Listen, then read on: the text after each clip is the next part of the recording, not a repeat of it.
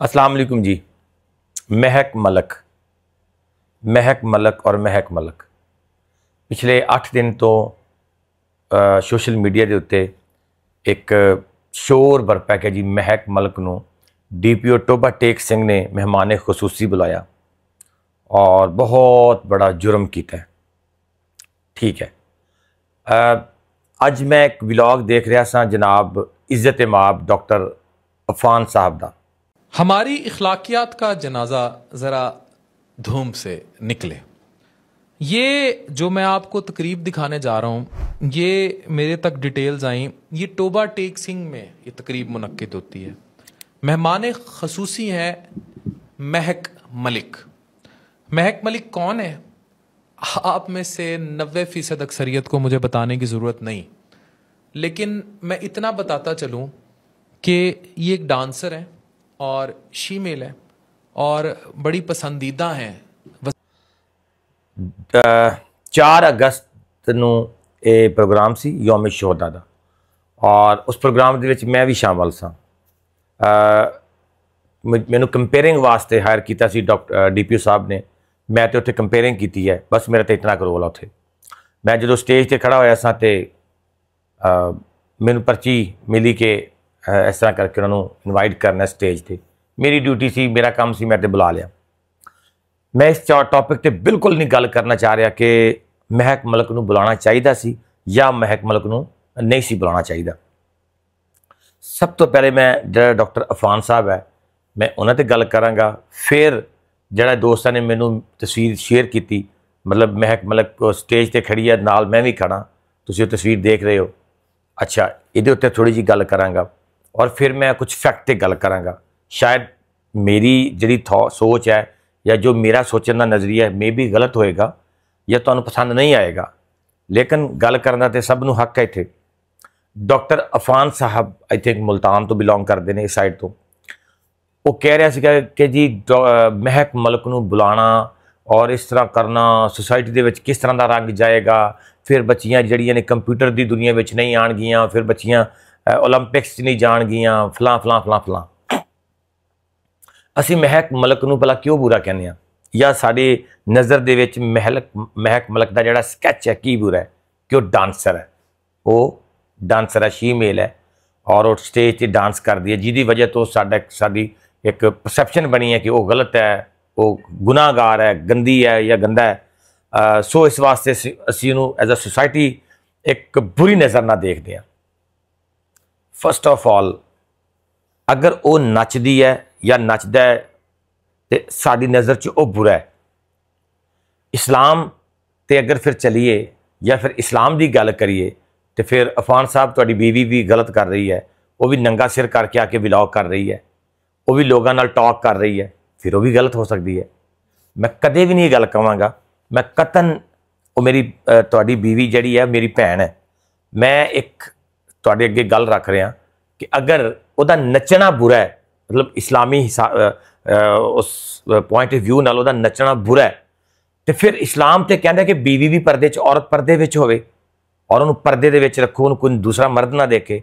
तुहाडी बीवी ते बाल खोल के ऑन कैमरा बैठी होंदी है, फिर तुहाडी बुरी, इन्हां लोकां दी नज़र दे विच तुहाडी बीवी भी बुरी है।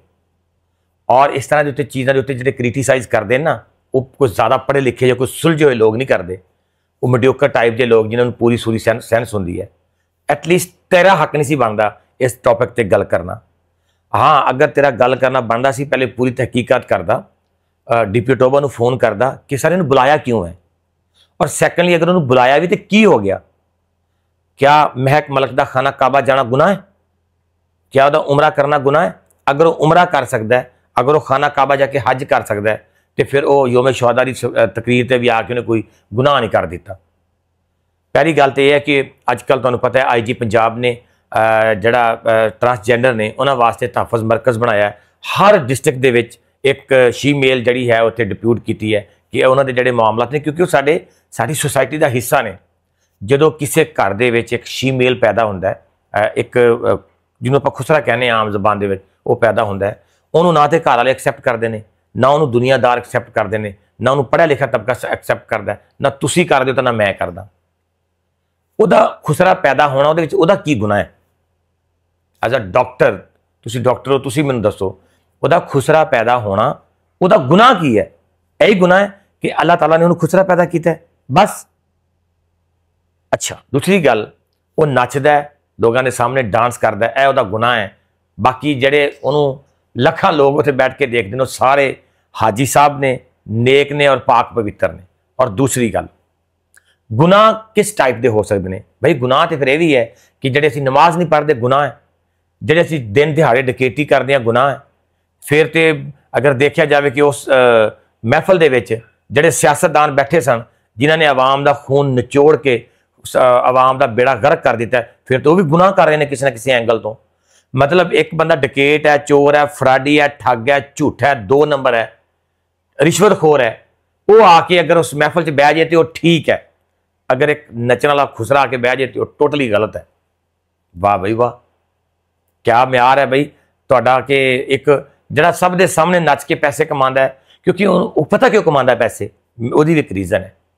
ਸੱਚੀ ਗੱਲ ਹੈ, ਉਹਨੂੰ ਕੋਈ ਤਸਲੀਮ ਹੀ ਨਹੀਂ ਕਰਦਾ, ਨਾ ਉਹਨੂੰ ਅਸੀਂ ਤਸਲੀਮ ਕਰਦੇ ਹਾਂ, ਨਾ ਤੁਸੀਂ ਤਸਲੀਮ ਕਰਦੇ ਹੋ, ਨਾ ਉਹਨਾਂ ਦੀ ਫੈਮਿਲੀ ਤਸਲੀਮ ਕਰਦੀ ਹੈ। ਸਰ ਉਹ ਕਿੱਧਰ ਜਾਣ? ਤੁਸੀਂ ਦੱਸੋ ਕਿੱਧਰ ਜਾਣ? ਇੱਕ ਸ਼ੀਮੇਲ ਨੂੰ ਤੁਸੀਂ ਜੌਬ ਦਿੰਦੇ ਹੋ? ਜਨਾਬ ਹੁਣੀ ਆਪਣੇ ਹਸਪੀਟਲ ਦੇ ਵਿੱਚ ਰਿਕਾਰਡ ਕਿਆ ਇੱਕ ਪੜ੍ਹੇ ਲਿਖੇ ਸ਼ੀਮੇਲ ਨੂੰ ਤੁਸੀਂ ਆਪਣੇ ਰਿਸੈਪਸ਼ਨ ਤੇ ਰੱਖ ਲੋਗੇ? ਨਹੀਂ ਰੱਖੋਗੇ। ਕਿਉਂ ਨਹੀਂ ਰੱਖੋਗੇ? ਕਿਉਂਕਿ ਖੁਸਰਾ ਹੈ, ਬਸ। ਉਹਦਾ ਇਹ ਗੁਨਾਹ ਹੈ। ਖਾ ਉਹਨੇ PhD ਕਿਉਂ ਨਾ ਕੀਤਾ ਹੋਵੇ, ਖਾ ਜਨਾਬ ਤੋਂ ਵੀ ਜ਼ਿਆਦਾ ਪੜ੍ਹਿਆ ਹੋਇਆ ਕਿਉਂ ਨਾ ਹੋਵੇ, ਨਹੀਂ ਉਹ ਨਹੀਂ ਜੀ ਖੁਸਰਾ ਨਹੀਂ, ਅਸੀਂ ਨਹੀਂ ਰੱਖ ਸਕਦੇ। ਇਹ ਸਾਡੀ ਕੋਈ ਸੁਸਾਇਟੀ ਦਾ ਹਿੱਸਾ ਨਹੀਂ ਹਨ, ਸਾਡੇ ਮੁਆਸ਼ਰੇ ਦਾ ਹਿੱਸਾ ਨਹੀਂ ਹਨ। ਔਰ ਤੀਸਰੀ ਗੱਲ, ਮੈਂ ਫਿਰ ਕਹਾਂਗਾ ਕਿ ਉੱਥੇ ਮੈਂ ਕੰਪੇਅਰਿੰਗ ਕਰਨ ਗਿਆ ਸੀ।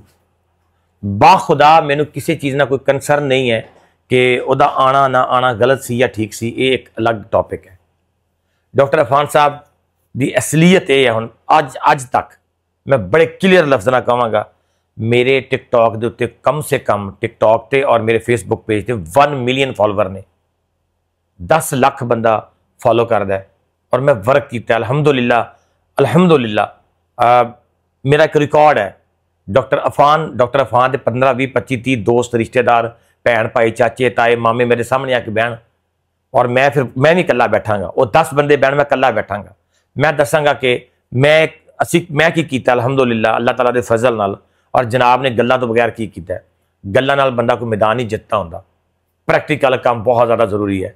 ਡਾਕਟਰ ਅਫਾਨ ਸਾਹਿਬ ਆ ਕੇ ਮੈਂਸ਼ਨ ਕਰੇ ਨਾ ਕਿ ਜਨਾਬ ਮੈਂ 1 ਮਹੀਨੇ ਦੇ ਵਿੱਚ ਮੇਰੇ ਕੋਲ 500 ਮਰੀਜ਼ ਆਇਆ ਸੀ, 250 ਮਰੀਜ਼ ਨੂੰ ਮੈਂ ਫ੍ਰੀ ਚੈੱਕ ਕੀਤਾ ਹੈ, ਇਹ ਉਹਨੂੰ ਫ੍ਰੀ ਮੈਡੀਸਨ ਦਿੱਤੀਆਂ ਨੇ, ਇਹ ਫ੍ਰੀ ਉਹਨੂੰ ਮੈਂ ਫੈਸਿਲੀਟੇਟ ਕੀਤਾ ਹੈ। ਮੈਂ ਤੇ ਜਿਤਨਾ ਪੜ੍ਹਿਆ, ਜਿਤਨਾ ਦੇਖਿਆ, ਜਿਤਨਾ ਸੁਣਿਆ, ਲੋਕ ਤੇ ਰੋਂਦੇ ਨੇ।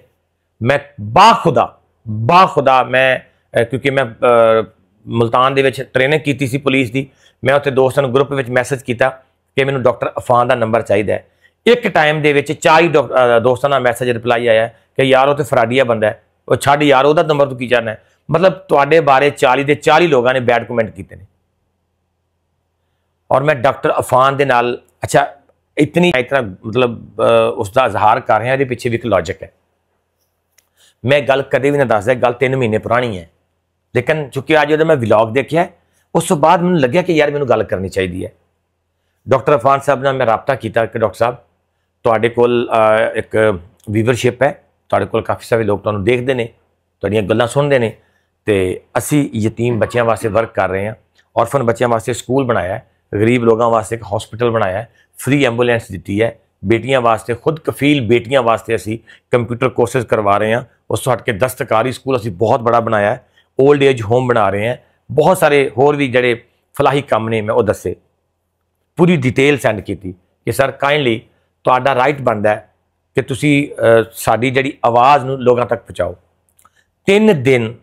3 दिन 4 दिन वो बंदा राबते च रहा, छोटी मोटी मैसेज करता सी रिप्लाई, जी हम आपको बुलाते हैं, जी हम पेपर वर्क कर रहे हैं, जी करते हैं, करते मैं उन्होंने क्या गया, मैं खुद राबता नहीं किया, मेरी टीम ने राबता किया सी।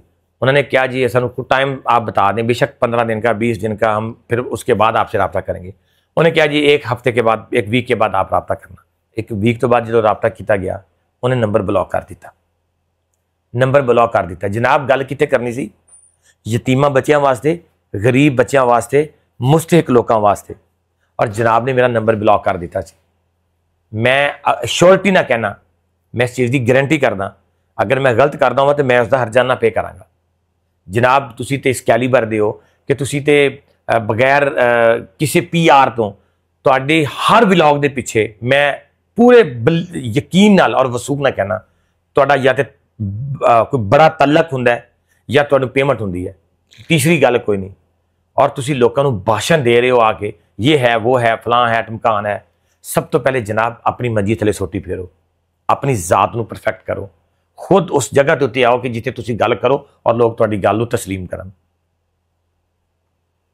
बाकी मैं जरूर रिक्वेस्ट करांगा, अगर महक मलक दा नचना गलत है ना सर, साडा झूठ बोलना, साडा वादा खिलाफी करना, साडा लोकां नाल फ्रॉड करना, हर गल दे विच शॉर्टकट मारना, ठगी करना, दुध च पानी पाना, इस तरह मिर्चां दे विच बुरा मिलाना, इस तरह जेड़े सेब फ्रूट ये वो असी जनाब जिथे खराब हुंदा जां गलिया हुंदा उहदे उत्ते ओह पर्ची जी चिट ला दिंदे आ, ओह करना, घट तोलना, गलत बोलना, वादा खिलाफी करना, ये सारे गुनाह ने। ये महक मलक दे नचन तो भी ज़्यादा गुनाह ने। सो जरूर बैठ के सोचना, तुहाडे कोल इन्ना विला टाइम है, इन्ना फजूल टाइम है, इन्ना फालतू टाइम है कि तुसी हुण एक गल दे पिछे लगे होए हो। ठीक है हो गया, छोड़ दो उसनूं, कोई नवीं गल ले आओ।